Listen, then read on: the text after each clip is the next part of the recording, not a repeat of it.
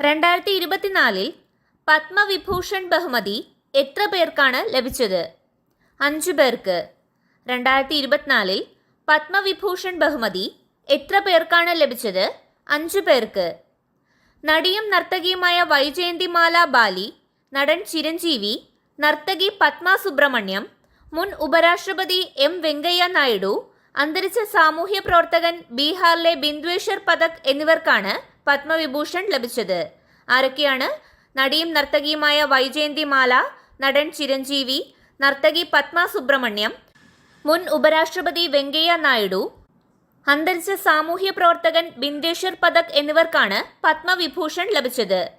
മലയാളികളായ justice M Fathima Beevi, മുൻ കേന്ദ്രമന്ത്രി ഒ രാജഗോപാൽ, മലയാളി ബന്ധമുള്ള ഗായിക ഉഷ ഉതുപ്പ് തുടങ്ങി 17 പേർക്ക് പത്മഭൂഷൺ ലഭിച്ചു.